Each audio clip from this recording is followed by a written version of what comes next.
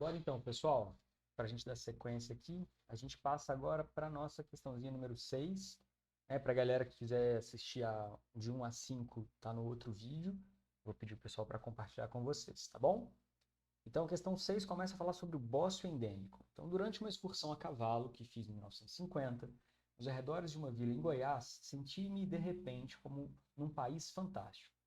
Um terço, ou seja, uma galera das pessoas que encontrei tinha uma enorme bola no pescoço, como se pertencessem a uma dessas raças diferentes que os novelistas criam para habitar Marte. Os matutos não compartilhavam o meu espanto, já estão acostumados com o papo ou bócio endêmico. Então, ele faz aí uma descrição de uma variação que pode acontecer, e a pergunta que a questão faz para a gente é a seguinte: o bócio, um aumento exagerado da tireoide.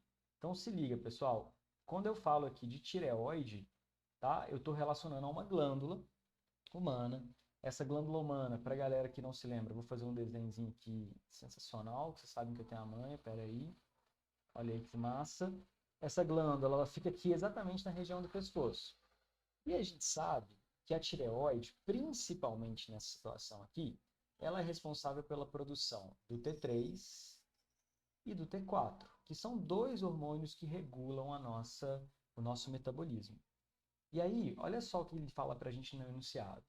O bócio, que é o aumento exagerado da tireoide, tornou-se raro no Brasil porque o sal de cozinha é, por obrigação legal, enriquecido com sais de. Então, o que eu tenho que colocar no sal de cozinha para impedir que as pessoas, né, tenham bócio? O que eu preciso de colocar, galera, é uma decorebinha aqui, é o iodo. Por quê?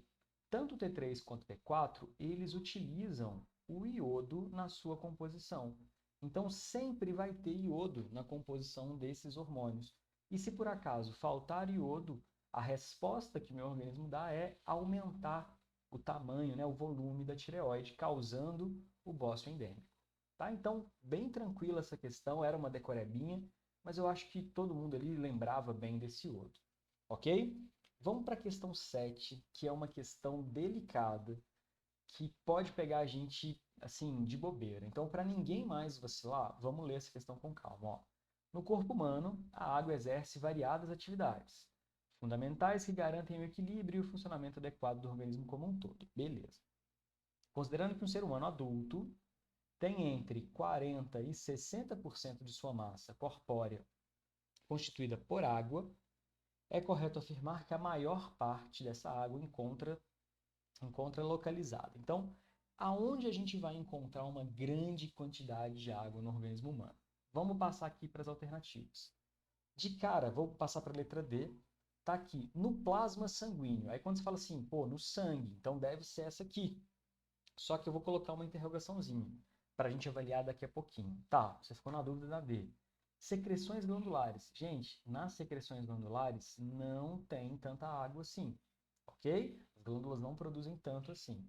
Na linfa, a linfa é um líquido que vai circular próximo ao sangue, em vasos linfáticos, né? Não é misturado, que ajuda na reabsorção de água. Então, se fosse para comparar linfa com plasma sanguíneo, o plasma teria mais. E aí sobra para a gente a outra alternativa, meio intracelular. Muita gente acaba marcando a letra D nessa questão. Só que a resposta correta é a letra A. Por quê? Gente, nós somos formados por trilhões de células. Então significa que, vamos supor, que em cada célulazinha tenha no mínimo 40%, significa que nosso volume vai ser muito grande, tá? Então guarda isso, olha só. Vou marcar aqui com glitter essa questão 7, porque ela é muito importante, tá? Vou botar um coraçãozinho aqui para ninguém esquecer essa questão. Então lembra, sempre vai ter mais água dentro das células. Beleza? Bora então para a questãozinha número 8, para a gente finalizar nossa lista rapidinho aqui. Questão 8. Analise as seguintes afirmações relacionadas à osteoporose, calcitrão B12, eita, calcitrão B12 da Araci, Ca2+. Se liga nesse cara. Falou em osteoporose, eu tenho que pensar nesse carinha aqui. É uma doença exclusiva de mulheres em idade avançada associada à menopausa, para tudo. É uma doença frequente em mulheres em idade avançada associada à menopausa? Sim. Mas é exclusiva? Não, não é exclusiva. Então, a 1 está falsa. Já posso ignorar a letra A, já posso ignorar a letra B. Pacientes com osteoporose não podem praticar musculação, pois essa prática aumenta o risco de fratura óssea. Definitivamente não é recomendado. Se já está diagnosticado com osteoporose, a musculação pode ser um problema bastante sério, tá? Então, a gente desconsidera essa segunda questão. Então, provavelmente a gente vai com a letra D, né? Dor ou sensibilidade óssea, diminuição de estatura com o passar do tempo, postura encurvada ou cifótica são sintomas de osteoporose avançada. Exatamente isso aqui, tá? A gente tem um enfraquecimento significativo dos ossos, então a gente ficaria com a letra D, tá? A falta de cálcio pode ocasionar esse problema. E aí, penúltima questãozinha da nossa lista é: o mineral que é responsável pela constituição da hemoglobina e está relacionado ao transporte de oxigênio, então para tudo. Eu falei em hemoglobina, eu falei em oxigênio, eu já tenho que lembrar imediatamente de ferro, que pode ser 2+, ou pode ser 3+, ok? Cuja deficiência pode causar uma doença conhecida como anemia, é o ferro, com certeza.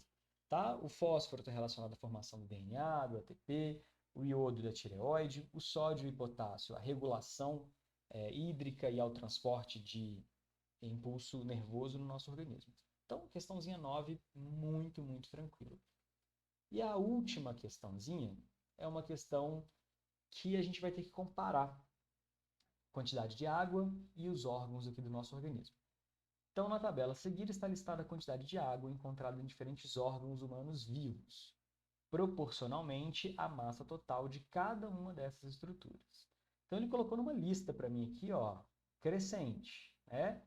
O menor é o dente e o maior é o encéfalo, o cérebro, que é a região cerebral. Então, a gente está vendo que aí, ó, músculos e encéfalo com mais de 80, né, 80, 85% de água, e os dentes e ossos entre 10 dentes e 50 ossos, ou seja, bem menos. Considere que existe uma relação direta entre quantidade de água presente nos tecidos humanos e a taxa metabólica. A galera que não assistiu o outro vídeo, a gente já fez isso na primeira questão lá, ó. Quantidade de água e taxa metabólica. A gente pode pensar que quanto mais água, mais metabolismo. Dessa forma, levando em consideração apenas os órgãos listados na tabela, é esperado que seja observado o maior consumo de oxigênio nos tecidos presentes. Então, olha só, consumo de oxigênio é um jeito bonitinho de falar que eu tenho alta, vou colocar uma setinha para cima, taxa metabólica. Então, bólica, foi. Quem aqui vai ter maior taxa metabólica? Obrigatoriamente, quem tiver mais água no corpo, com certeza, ó, mais água no tecido, né, óbvio, vai ser o encéfalo. Então, quem tem menos taxa metabólica? O dente. Quem tem mais? O encéfalo. Correto? Aonde eu espero maior gasto, consumo de energia? No encéfalo. Tá? Então, bem tranquilo. Essas aí são as 5 últimas questõezinhas da nossa lista. Para o pessoal que teve qualquer dúvida, me procura, pode mandar mensagem, pode me procurar aí em sala para a gente resolver essas questões, tá bom? Valeu, a gente se vê daqui a pouco.